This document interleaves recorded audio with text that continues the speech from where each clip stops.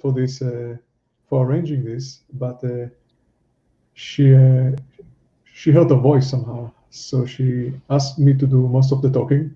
You can say hello, Vivian, right? Yes. Hi, everyone. Yeah. We are And very happy to have you. we're excited to have Neil Conway from Determined AI. He's the co-founder and CTO of Determined AI, which is a startup that builds software to dramatically accelerate deep learning model development. Neil's resume is very impressive. He was previously a technical lead at Mesosphere and a major developer of both Apache Mesos and Postgres SQL that a lot of us are familiar with. He holds a PhD in computer science from Berkeley, where he did research on large-scale data management, distributed systems, and programming languages. So Neil is going to talk about Determined AI and their unique platform. And we ask that if you have questions, try to keep them to the end, which will be in about 30 to 40 minutes, at the end of the presentation. If there is something very important, then go ahead and write it in the comments. I mean, you can write comments regardless. That's part of the chat. But try to remember what you wanted to ask when it comes to the stage of questions and answers, and Neil will take it from there. So I'm going to mute myself and give the stage to Neil. Perfect. Perfect. Thank you very much, Al. Pleasure to be in front of you guys all virtually. Really excited to tell you more about what we're building at Determined and how it can be helpful if you're doing deep learning. So I will start sharing my screen. Can folks see that?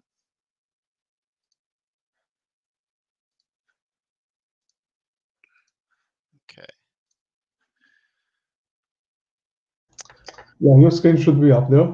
Okay, perfect. Great. So Determined is an open source deep learning training platform. So the goal of the platform is to enable teams of deep learning engineers to train better quality models in less time, to share GPUs more easily, and to collaborate on deep learning projects. So in this talk, I'm going to walk through a little bit about, first of all, why do you need a deep learning training platform in the first place? What problems are we trying to solve, and why do we think that in order to be successful at deep learning, there needs to be kind of a new approach to building software infrastructure. And then I'll talk a little bit about how our platform works, give you guys a demo, and then talk about a few of the key features and technology of the product. So first of all, what is a deep learning training platform and why do we need one? So I think, stepping back a bit, I think everyone here is likely really excited about the potential of deep learning. And the potential in particular to enable new amazing applications that we haven't seen before. So everything from self-driving cars to personal assistants that actually work to really interesting work on kind of auto-generated art and music and so on. And there's certainly a lot of exciting papers and network architectures and techniques being developed all the time. And in principle, in theory, that should lead to these amazing new applications. But our point of view at Determined is that in practice, you don't just need that theory. You also need to really build applications powered by deep learning. You also need a new approach to building software and a new, essentially, a development environment for deep learning. And why is it that why is that true? Why can't you just use traditional software development techniques to build deep learning applications? And in our view, the reason is basically that under a lot of kind of the most important dimensions, software powered by deep learning is just built and operated in a different way than traditional software. So if you think about how you develop a classic application, you don't need very much data. Whereas if you're training a deep learning model, terabytes of data is commonplace. If you're building traditional software, a four CPU cores is probably plenty to compile your application quickly. If you're training deep learning models, petaflops of compute is really kind of there's almost no amount of computation that that is good enough to really train deep learning models fast enough. People would basically, any amount of compute, the more the better, basically. Similarly, in traditional software, we're pretty comfortable using classical CPUs. With deep learning, we've got to figure out, well, how do we manage GPUs or TPUs or increasingly more exotic custom ASICs for that have been designed especially for deep learning training inference. Even with all that custom hardware, training a deep learning model might take days. Doing hyperparameter search or architecture search might take weeks. That compares to seconds or maybe a minute or two to compile a traditional application. And then when you think about correctness in traditional software, we have some specification, we have some definition of what a correct behavior looks like. Whereas in machine learning and deep learning, even what correctness means is a little different. It's much more experimental, it's more empirical. We're training many candidate solutions. We're looking at experimentally at their behavior, and we're picking one of those solutions as one we think that is going to be promising and we think will generalize well. So on that basis, we think that building deep learning applications is just kind of fundamentally different than building traditional rule-based software. So if the requirements have changed, what does that imply about the software ecosystem and the software development environment? And in particular, there's a lot of excitement around tools like TensorFlow and PyTorch. Are those adequate for the challenges that this deep learning the deep learning software development poses? So I think that at small scale, so a single researcher with a single GPU training a single model for, let's say, research purposes, a tool like PyTorch is perfectly sufficient. PyTorch is great for that small scale setting. And that's partly because at small scale, you can make a bunch of simplifying assumptions. For example, if you only have a single GPU, you don't need to figure out how do I share my GPU with other people on my team. If I and I don't need to figure out how to manage my resources or how to handle cloud deployments and do operations on a GPU cluster. If I'm only training one model or a relatively small number of models, then writing down my keeping track of my experiment metrics in a spreadsheet or a text file is probably sufficient. If I'm training on a relatively small data set or training a relatively small model, then using a single GPU is sufficient, and I may not have to wait that long. But I think the challenges really start to arise as you go to scale. So as maybe you see promising results at small scale, training a single model on a single GPU, and then you start to grow your team, and you say, okay, well, if there are more deep learning engineers on the team, if we have more GPUs, if we're training many different models, if we have many data sets that we're considering using, or our data sets are growing in size, and if as we start to deploy those models to production and operate them over a sustained period of time. All those dimensions of scale introduce additional challenges that are basically outside the scope of tools like PyTorch and TensorFlow. So, once you have a GPU cluster, how do I manage that GPU cluster? How do I share it among the people on my team? As you're training many different models, coming up with some kind of coherent system for managing those models, keeping track of my training metrics, and making my experiments reproducible becomes a lot more important. If I have many GPUs, in order to get good training times, I might want to apply all those GPUs or many GPUs at once to train a single model. So that requires doing distributed training, which is something that is really pretty complex and pretty fragile using toolkits like TensorFlow. And tasks that are time consuming at small scale, like hyperparameter tuning, as you scale up to training many different models, suddenly become untenable to do without more automation. So at small scale, maybe I can make do with hyperparameter tuning with a simple for loop or picking a few points and kind of testing them by hand. If I have many different models or I'm retraining tons of models every day, then building out some kind of system or structure for doing automated hyperparameter tuning becomes increasingly important. So in our view then, what's sort of missing from this ecosystem is a deep learning training platform. So that's a training platform is something that sits between application frameworks like TensorFlow, PyTorch, and Keras, and between whatever hardware you're using for training. So right now, GPUs are obviously the most common hardware that's used for training.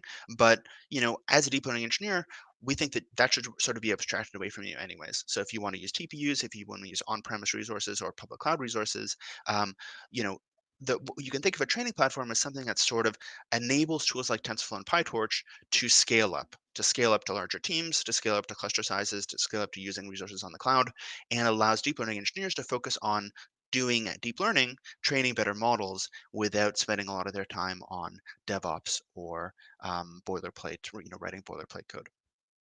So in particular, the way we've designed our platform, it can run both on-premise or in the public cloud, and it works with your existing, wherever you happen to store your existing data and your existing ETL or data prep pipelines. So things like HDFS or Airflow or Pachyderm and so on. And on the output side, once you've trained a model, then we make it very easy to export models outside the system to train it to serving systems like Selden or TensorFlow serving, or to do batch inference with something like Spark, for example. And what we're really focused on is that middle piece of the ML workflow, which is training models, enabling developers to train better models more quickly, and to and to collaborate and use GPUs efficiently when they're doing that. So a little bit more about the kind of components of the system. The you know the kind of lowest level of the system is a cluster sharing and resource management layer, and you can think of that as sort of a GPU and deep learning optimized job scheduler. And that's essentially, we're scheduling jobs on top of a GPU cluster. We're provisioning more resources from the cloud if we're running in a public cloud environment. But we're scheduling those jobs in a way that is aware of deep learning. So we're able to take advantage of the semantics of those workloads, and we understand a little bit more um, about the unique properties of scheduling deep learning workloads, which enables us to do better job scheduling than you would if you're using a generic cluster scheduler. Second kind of capability is distributed training. So in our system, once you have a model running inside of our system, you can train it on as many GPUs as you want. The number of GPUs to use is just a configuration setting. And then the system will then take care of it. If you say, I want to train this model on 64 GPUs, we will take care of scheduling on 64, on the requested number of GPUs. If necessary in the cloud, we'll provision those GPUs for you automatically. We'll do gang scheduling so that you get all the GPUs that you asked for kind of all at once. And then we'll orchestrate the distributed training operation in a fault-tolerant way. So behind the scenes, we're using an optimized version of Horovod. But as a deep learning engineer, you don't need to think about, well, how do I configure Horovod, or how do I run it on some of my machines but not others, or what happens if someone else wants to pause my training job and do something else. We make that kind of work in a very seamless way. All you say is, hey, I trained this model with 1 GPU before, and I want to use 64 GPUs next time, and we take care of all those details. We have built in experiment tracking, so all the workloads trained inside of our system, we record their training and validation metrics. We visualize them in real time. And finally, we have an integrated hyperparameter search engine. So I'll demonstrate that in a little bit, but it's very easy for you to go from training a single model with a fixed set of hyperparameters to saying, I want to explore a hyperparameter space, and we have intelligent search algorithms that are able to explore large hyperparameter spaces very efficiently. So as an ML engineer, what do you have to do if you have an existing machine learning model, what do you have to do to use that inside of Determined? So we don't run unmodified machine learning models. What we ask you to do is we ask you to port your model to run inside of Determined. And that the API that you need to port to is very straightforward. Here's an example of what the API looks like for Keras. What you're essentially asked to tell us is implement methods that return the Keras model graph, that return an object that fetches training data, and another object that fetches validation data. And the reason that we ask you to modify your code is that internally what we're doing is we're basically we run the training loop for your model. So your model is injected inside a container, and we have what we call a harness that basically runs your training code and wraps it in kind of a wrapper that we provide. So you implement that API, which allows kind of the interaction between your model and the kind of interface inside of that container. And the kind of benefits you get from doing that are kind of all these product features that I've just talked about. So once you port to that API, then you don't need to make any further changes if you want to do distributed training or hyperparameter search. We're able to automatically checkpoint and make your models fault tolerant. We're able to capture all of your metrics and visualize them in real time. We're able to kind of automatically scale your workloads up and down depending on other workloads in the cluster. So, there is that, upfront porting cost. We've worked hard to make that as straightforward as we can. But once you do kind of adapt your model to work inside the system, which we usually find is pretty straightforward, then you get the kind of benefits that I talked about. So that's a quick overview of what we think a deep learning training platform is trying to achieve, the problems that it's trying to solve. Um, Next, I'll give you a quick demo of Determined itself and show you how to do a few kind of common workflows. So Determined has two main interfaces, a command line interface and a web interface. So this is the web interface, and the web interface is mainly intended to look at the state of the cluster, look at active training and hyperparameter search jobs, look at metrics, and understand how the behavior of models that you've trained in the past. So, for example, here we can see we've trained a TF-Keras model on the Safari 10 data set. So here we're visualizing the validation the validation metric of that model improving over time. This took about 10 minutes to train. It used 1 GPU. Just a bit of nomenclature. So we describe training a single model with a fixed set of hyperparameters. We call that a trial. And an experiment is a collection of trials. So you can think of an experiment as a hyperparameter search and a trial as training a single model. So if we look then at the behavior of this particular trial that we trained, we can now see the kind of training metrics for that particular trial. We can see the logs that were emitted when we trained it. The model itself is automatically checkpointed, and we're able to, if we want to take that model and then deploy that outside the system, we're able to do that very easily. So that's the web interface.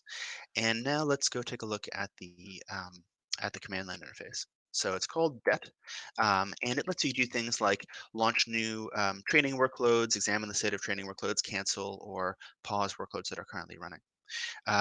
So we can first of all take a look at the cluster. So we can see that we have one agent connected right now, and it has 8 GPUs. Next, if we want to train a model, so this is the Safari 10, or this TF-Keras model on the Safari 10 dataset that I mentioned. So first, if we look at the model definition, um, this is a reasonably complicated model, but as I said before, we kind of ported this to use our API. But most of this code is basically going to be your standard TF-Keras code. So we're using the sequential Keras API to define the model graph. We're defining kind of callbacks here for TensorBoard support. Here we define how we want to use data, and this is all kind of using traditional TF-Keras objects like a sequence to represent data, for example. Something else we're doing is we're plugging in hyperparameters. So here we're saying, fetch the current value of, as a model developer, it's up to you to decide what the hyperparameters that are relevant for your model are. So in this case, we've identified a few parameters that affect learning rate, the dropout of various layers, and we're also parameterizing um, some things that affect data augmentation. So we basically, as part of the model porting process, we replace, what might have been constants in your model code with fetching the hyperparameters from the environment. So if that's the model definition, now the second thing you have to do is supply a configuration file, and that just tells the system what kind of workload you want to run using that model. So let's start with a simple workload that just trains a single model with a fixed set of hyperparameters. So first we specify those hyperparameters here. So we're just, because we would just want to train one model, we specify fixed values. And next we basically tell the system what kind of workload we want to train. So here we say we want to train a single model, so we effectively don't want to do hyperparameter search, and we want to train it for 50 steps, which by default equates a single step is 100 batches. So we're going to train it for 5,000 mini batches. So those are the two kind of ingredients we need for a basic training workload. And if we want to launch that on the cluster, then we just pass that configuration file and the current directory to the you know to the command line. That sends it over to the cluster, and it's going to get scheduled. So if we look at the cluster now, previously we had 8 GPUs. They were all free. Now we've allocated 1 GPU for this training task, and we can see that it's currently running. And it's 2% done so far, 6%, and so on. And we can look at its training metrics in real time as it continues to train. So great. So that's an example of training a single model. Suppose that we want to do a hyperparameter search. So as I mentioned, we've already pulled out the model hyperparameters that we think are relevant. And as an ML engineer, that's a decision that we leave to you, which hyperparameters you think are important for that you think are going to influence your model performance. If we actually want to do a hyperparameter search, then we just use a different configuration file, but we can use exactly the same model definition with no changes needed. Now, if we go to this configuration file for a hyperparameter search, the first thing that we need to do is replace those constant hyperparameter values with the ranges of values that we want to search over. So here we're saying that we want dropout values between 0.2 and 0.5. We're specifying different kinds of data augmentation procedures. We're looking at batch sizes between 16 and 64. And obviously, again, those ranges and those values are going to depend on your model. Next, we need to configure the search itself. So the system supports a number of hyperparameter search algorithms, but the one that we recommend for most users is what we call adaptive search. That's based on an algorithm called Hyperband, which one of my co-founders, his research group at Carnegie Mellon, they developed this algorithm. So it's based on active learning, and it basically the way that it works is it basically explores many hyperparameter configurations sampled at random, and then quickly prunes the ones that are not performing well. What's called early stopping, and allocates more training resources to configurations that are performing better. So that's the intuition. There's a lot more kind of mathematical justification for precisely the way that you do that and the right trade-offs that you want to make. But as a user, we just need to say we're going to do a simple adaptive search. We're going to look at 50 randomly sampled configurations, and we're going to train any one configuration for at most 50 steps. So if we want to create a workload, one of these hyperparameter searches, same procedure. We just create another experiment. Now, if we go back to the cluster view, we can see that now all 8 GPUs in the cluster are being used. And if we go to here, we see we've started a new experiment. Our first experiment's almost done. Our second one, now we picked, there's 7 free GPUs, so we picked the first 7 of those 50 hyperparameter configurations. We've kicked those off as 7 different containers running on different GPUs.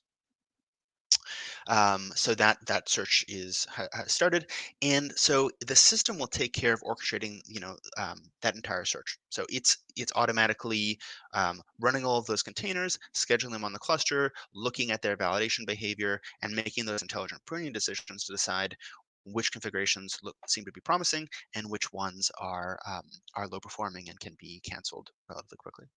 So I have a pre-canned copy of that search that I've run in the past, so we can see here.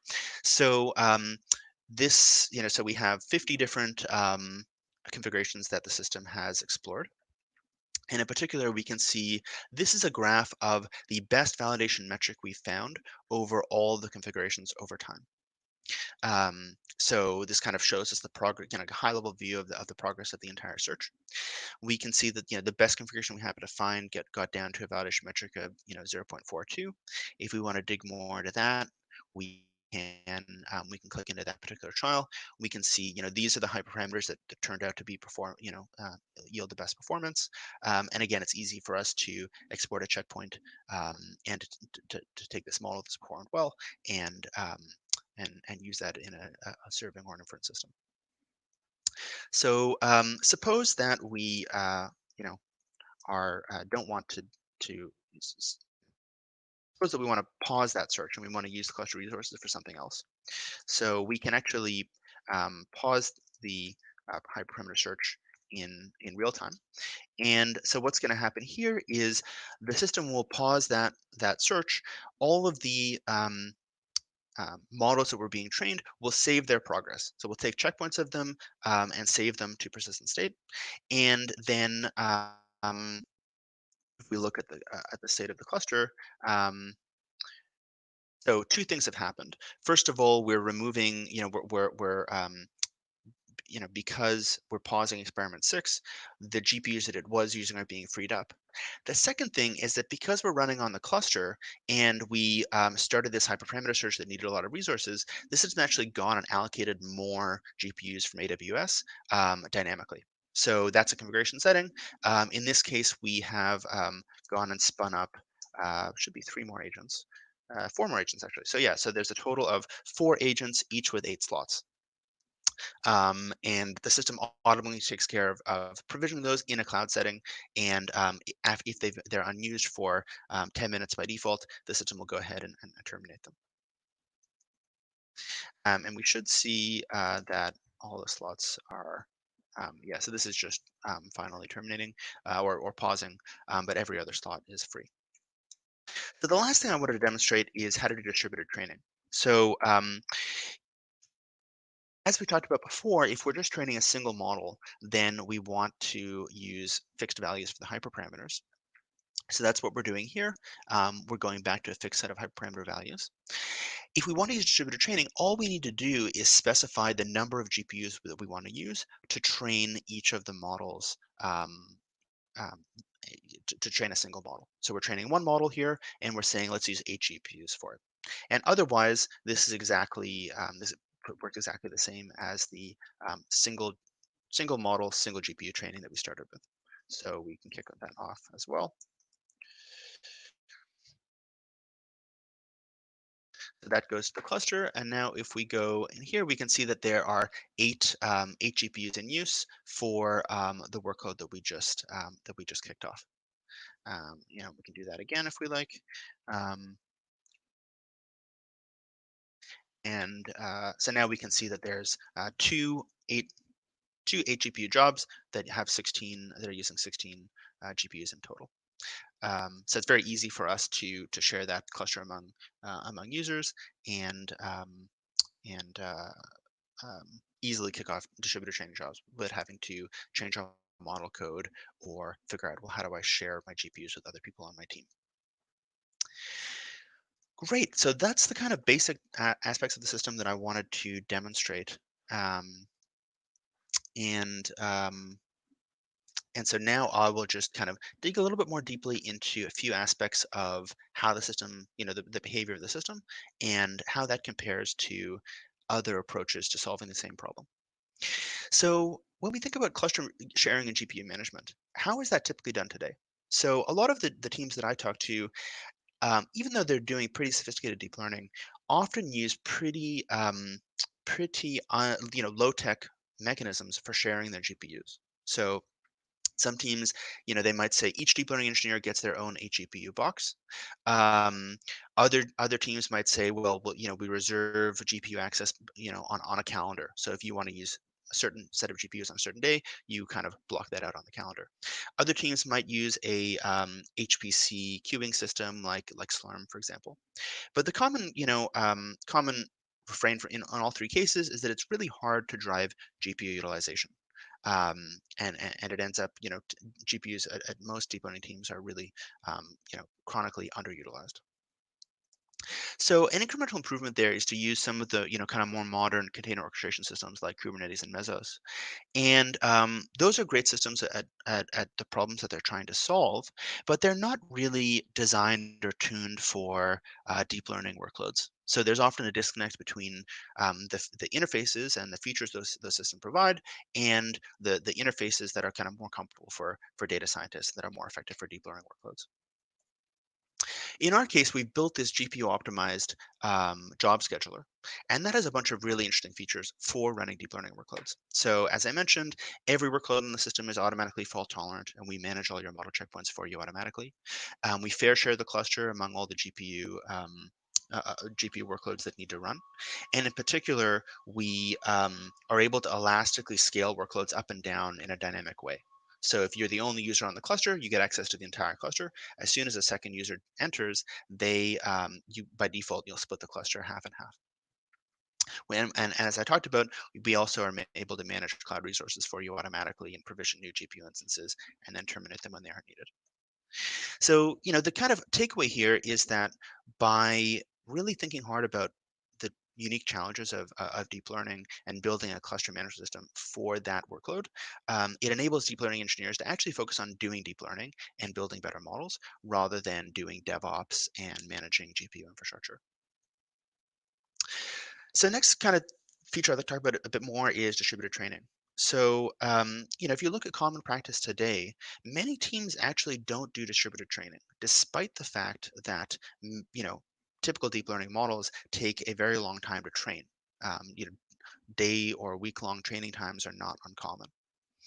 But the reason that distributed training is not that commonly used is just that it's can be really painful to set it up in the first place, and it often doesn't work in a multi-user setting. So um, tools like Horovod and BytePS and so on do exist for doing distributed training, but that's a specialized tool that as a deep learning engineer, I've got to figure out how to set up. I've got to configure MPI and Nickel. I need to configure networking um, between the machines in my cluster, and it's difficult if one user wants to kick off a distributed training job. How many resources should they use for that job? Um, enabling Horovod to work in a multi-user setting takes a bunch of additional infrastructure work. So in our case, we built distributed training into the product in a pretty fundamental way. So as a user, you don't need to modify your model code to do distributed training, as we talked about, and it works in a multi-user way by default. So if you know you just say how many GPUs you want to use, and we'll automatically schedule that task and enable that distributed training job to work easily in the face of other users who also want to use other cluster resources. This internally is built on top of Horovod, although we have some optimizations that tend to outperform stock Horovod on common deep learning models. And the takeaway here is that GPUs are expensive. Deep learning models are also take a long time to train. And with better software infrastructure, we can enable you to apply all of your GPUs to the most pressing problems for your team right now. Which really, at the end of the day, it's not necessarily about um, GPU management. It's really about enabling you to iterate more quickly, to train models more quickly, and to explore more hypotheses in less time. So last kind of thing I want to talk about a little bit more is hyperparameter optimization.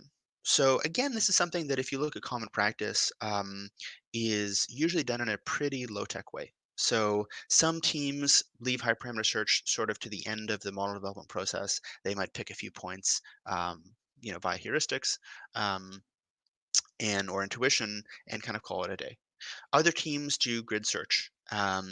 In either case, you're unlikely to find the best performing hyperparameters using techniques like that. Grid search is a very expensive way and very inefficient way to perform a hyperparameter search. The other point is that because there's typically no tool support for hyperparameter search, you go from training one model to training hundreds of models, which means you go from maybe one log file that you were managing, keeping track of manually, to now all of a sudden you have hundreds of log files, hundreds of metrics, and each of those workloads doesn't have any fault tolerance. So Doing hyperparameter search sort of exacerbates kind of existing problems around, well, how do I manage my metrics? How do I manage my log files? How do I run my workloads with fault tolerance? You go from running maybe one workload to running 1,000 or 10,000 workloads. So it really can stress other parts of your infrastructure if you don't have a good solution to those problems. So an incremental improvement over, let's say grid search with a for loop are some of these more intelligent high-parameter search techniques based on things like random search or Bayesian optimization. Algorithmically, Bayesian optimization is not a great fit for deep learning.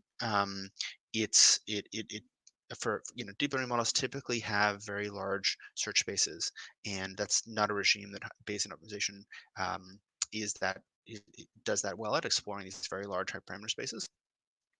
And moreover, just a smarter search algorithm doesn't address some of these issues that I talked about in terms of kind of infrastructure support and tool support for hyperparameter search.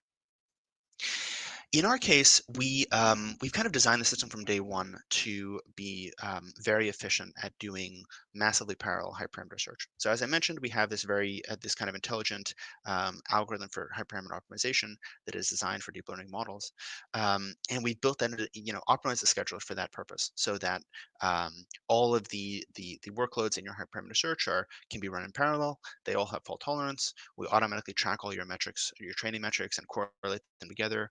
And visualize them in real time. So we find that, algorithmically, we tend to be much faster than traditional methods like Bayesian optimization, but also, building an integrated system that is designed for doing large-scale hyperparameter search yields a lot of kind of productivity improvements as well. So, the takeaway here is that I think a lot of deep learning teams think of hyperparameter search as sort of a, nice to have thing that comes at the end of the process, the ML development process, and you do it if you have time. Whereas, we kind of tend to think of it as something that we use in a much more pervasive manner. Anytime you're kind of exploring multiple hypotheses, you can just quickly kick off a hyperparameter search to explore a bunch of those alternatives in parallel. So, for example, if you're trying to decide, well, which features are the most useful for my model, well, you can just basically kick off a hyperparameter search that explores all possible combinations of features, kick that off, let that run overnight, and get a useful data point on which features are the most useful for solving your problem. So that kind of covers most of the content that I wanted to talk about. We spent the last few years building Determined, working closely with cutting edge deep learning teams in several different industries, and really evolving the product based on their feedback. About 6 weeks ago, we decided to open source the platform because we really felt like it was ready for broader adoption. So I would love folks to check it out. It's under the Apache 2 license, so you can kind of install it, use it either in the cloud or on your local on-premise cluster. Would really love any feedback that anyone might have. There's a Slack channel that we're very active on. So if you run into any problems or have any questions, would love your feedback. So thanks very much. And I'll check maybe if people have questions.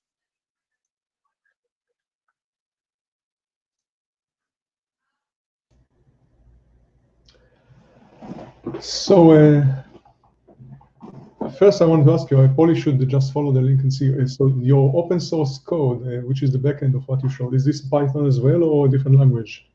Yeah, so it's the kind of three main languages. They're the kind of server infrastructure is written in Go. We do a bunch of work interfacing between the application frameworks like TensorFlow and PyTorch and the rest of our infrastructure. That kind of harness component that I mentioned, that's written in Python. And then the web interface is written in React.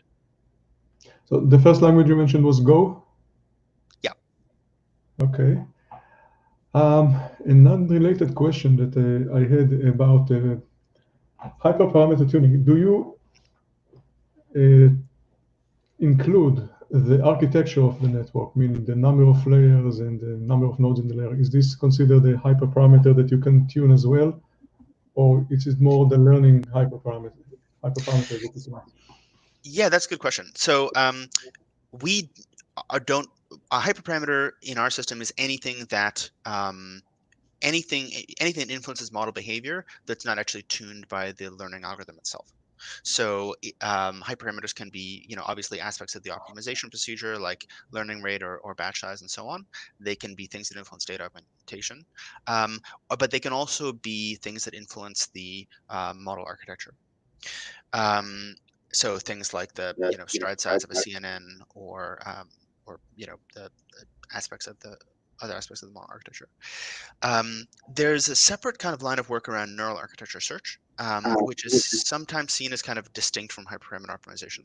And our point of view is basically that NAS is sort of a subset of hyperparameter search, that there are specialized techniques for architecture search, but those are sort of kind of more efficient ways to do a subclass of hyperparameter search. So you can do architecture search in the current version of the product. And we, kind of employees of the company have done a bunch of research on more efficient methods for, kind of specialized for architecture search. And so we're building that in the product right now. So you can kind of do basic architecture search using the algorithms that we have, and we'll have kind of more kind of a more native support for neural architecture search in the near future. Okay, we had a few questions along the way. Sure.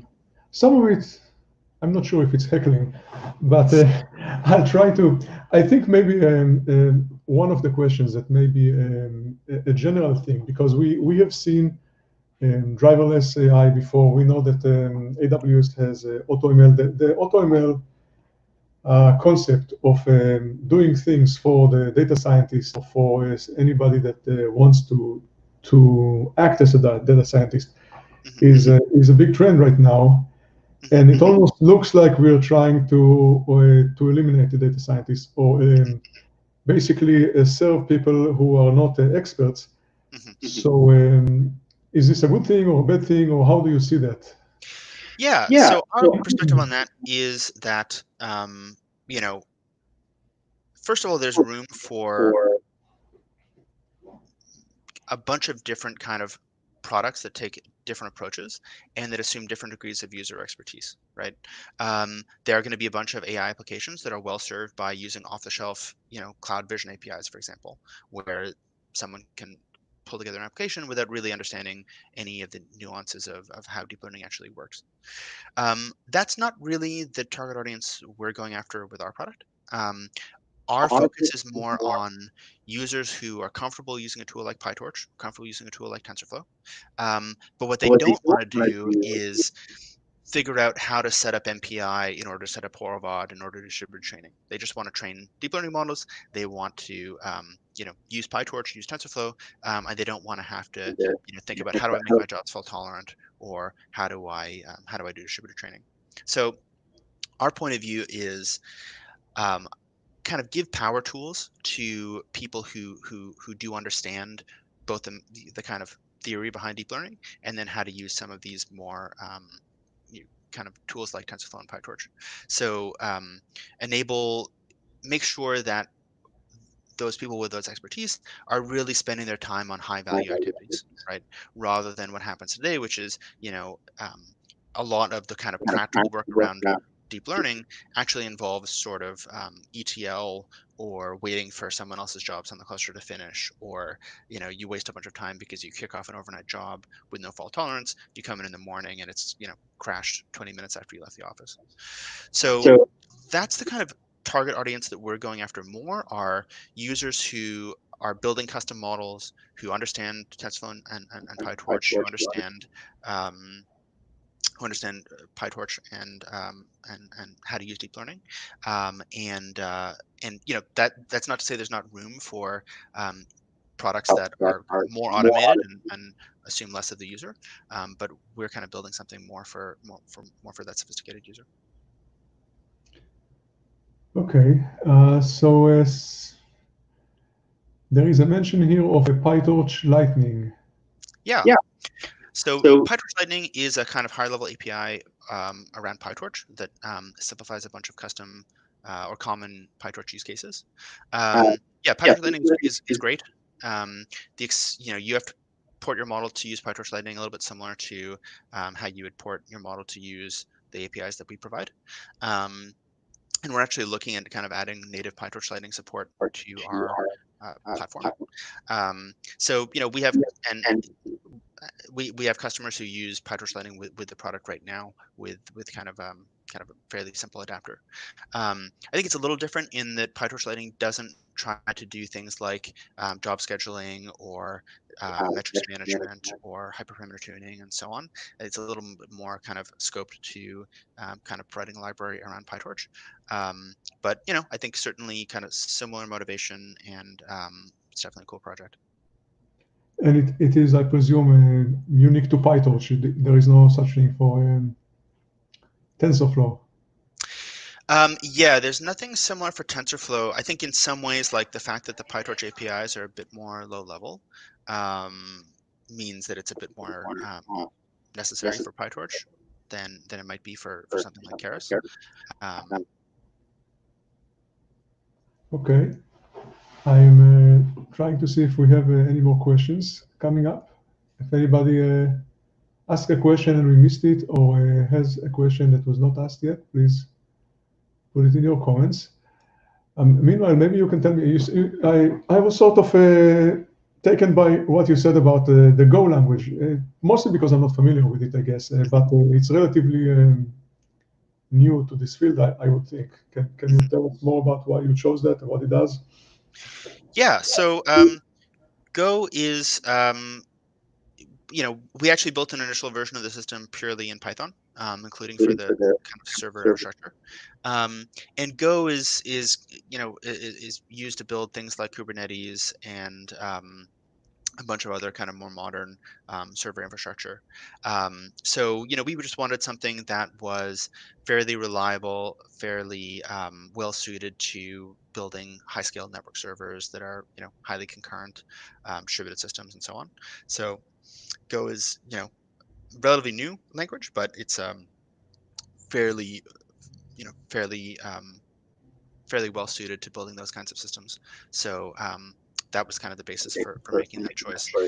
Building large scale network services in Python is not something I'd recommend. So when you from what you said, you can deploy your infrastructure on AWS or some other clouds. Yep. Do you also use a cloud agnostic deployment, something like a Terraform or serverless? Yeah. So deploying the product, we have is done with CloudFormation on AWS. We use Terraform on GCP. And then for like local development deployments, we have a wrapper on top of Docker Compose that makes it easy to kind of spin up the different components of the system. And is it going to deploy on platforms where there are no GPUs available? Do you run on CPUs as well, or there is no real good use for CPUs? No, we do run on CPUs. It's not, I would say, there are situations where that can be interesting. Maybe a little bit more on the inference side than the training side, although it's not impossible that it can be useful for training as well. But I would say definitely the focus is on GPU training. And that's where the majority of our customers are, but we do see some folks who want to use CPUs. And do you see any potential expansion towards other machine learning model types that are not deep learning, or you think this is very specialized for that, or maybe there's no need? Yeah, I mean that's a good question, and that's something that we're actively thinking about. I think right now we're content to focus on deep learning, because there are just a bunch of challenges that are unique to deep learning in terms of the computational complexity, the fact that you need to manage GPUs, the fact that TensorFlow and PyTorch are kind of the most popular tools. So right now we're focused on pretty exclusively focused on deep learning. I think a lot of the things about the platform would generalize well to other machine learning algorithms and toolkits like scikit-learn and so on. But just kind of to keep us focused right now, we're content to just focus on deep learning. Okay. So last chance to ask questions on the chat. And let me bring back Vivian. Vivian, why don't you turn on your camera again so people can see you? So I guess we will conclude here. Vivian, anything else you would like to say? You're muted, by the way. So far, so good. I just have a quick question about the GPU management, because we have been having a couple of presentations from IBM Power Systems. Are you familiar with the system? I'm a little familiar. I would say not super familiar.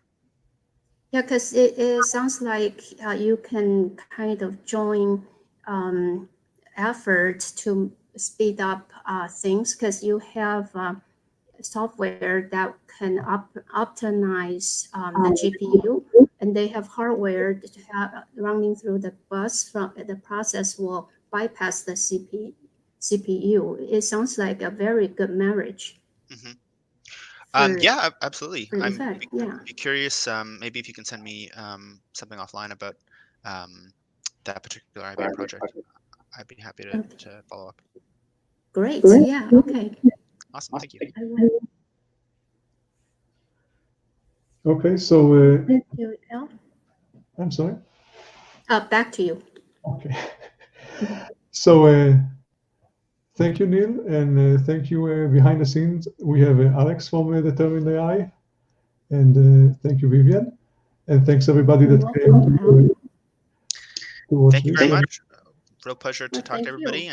And yeah, if people have any feedback or they want to give the product a try, you can reach me at neil@determined.ai, or we also have a public Slack. So would love to see everybody on there. And you guys can also add that information to the comments at the meetup. Great. And this video is going to remain in YouTube for people to watch, and it can take comments as well. So thank you, everybody. And Thank you. see you next Thank time. you, El. Bye. Have a nice weekend. Thanks. You too.